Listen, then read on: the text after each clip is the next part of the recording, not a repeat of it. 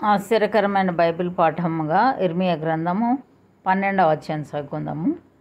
యెహోవా, నేను నీతో వాదించినప్పుడు నీవు నీతిమంతుడోగా కనబడదువు. అయినను న్యాయము విధించుటను గురించి నేను నీతో మాట్లాడుదును. దుష్టులు తమ మార్గములలో వర్ధిల్లనేలా, మహావిశ్వాసఘాతకులు సుఖింపనేలా నీవు వారిని నాటుచున్నావు. వారు వేరు తన్నుచున్నారు, వారు ఎదిగి ఫలములనిచ్చుచున్నారు. వారి నోటికి నీవు సమీపంగా ఉన్నావు, గాని వారి అంతరింద్రియములకు దూరంగా ఉన్నావు. యెహోవా, నీవు నన్నెరిగి ఉన్నావు, నన్ను చూచుచున్నావు. నా హృదయము నీ పట్ల ఎట్లున్నది, నీవు శోధించుచున్నావు. వధకు ఏర్పడిన గొర్రెలను వలె వారిని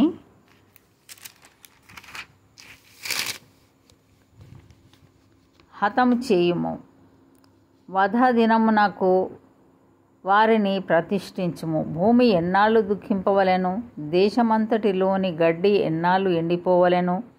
అతడు మన అంతము చూడడని దుష్టులు చెప్పుకొనుచుండగా, దేశంలో నివసించు వారి చెడుతనం వలన జంతువులను పక్షులను సమసిపోవుచున్నవి. నీవు పాదచారులతో పరిగెత్తగా వారు నిన్ను అలయగొట్టిరి గదా. నీవు రౌతులతో ఎలాగు పోరాడుదువు? నెమ్మది గల స్థలమున నీవు క్షేమముగా ఉన్నావు గదా. యోర్దాను ప్రవాహముగా వచ్చినప్పుడు నీవేమి చేయుదువు? నీ సహోదరులు సైతము, నీ తండ్రి ఇంటివారు సైతము నీకు ద్రోహం చేయుచున్నారు. నీ వెంబడి గేలి చేయుదురు. వారు నీతో దయగా మాట్లాడుచున్నను నీవు వారిని నమ్మకూడదు. నా మందిరమును నేను విడిచి ఉన్నాను, నా స్వాస్థ్యమును విసర్జించి ఉన్నాను. నా ప్రాణప్రియురాలిని ఆమె శత్రువుల చేతికి అప్పగించి ఉన్నాను. నా స్వాస్థ్యం నాకు అడవిలోని సింహము వంటిదాయను. ఆమె నా మీద గర్జించుచున్నది గనుక నేను ఆమెకు విరోధినైతిని. నా స్వాస్థ్యం నాకు పొడల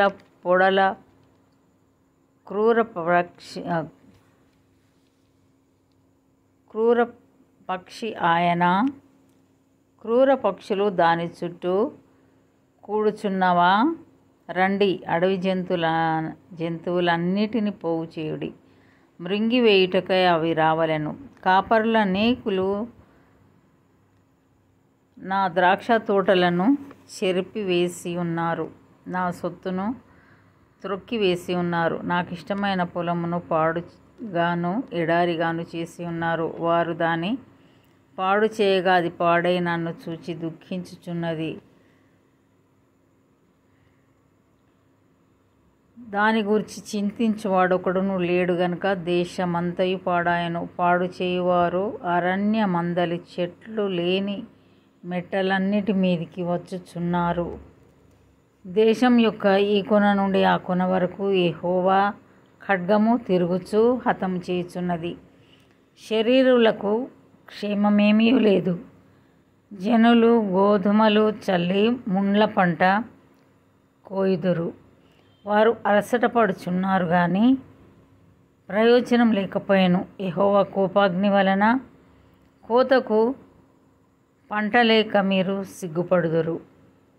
నేను నా జనులైన ఇశ్రాయేలునకు స్వాధీనపరిచిన స్వాస్థ్యమును ఆక్రమించుకొను దుష్టులకు నా పొరుగు వారిని గూర్చి యెహోవా ఈలాగు సెలవిచ్చుచున్నాడు. నేను వారి దేశంలో నుండి వారిని పెళ్ళగింతును, మరియు వారి మధ్య నుండి యూదా వారిని పెళ్ళగింతును.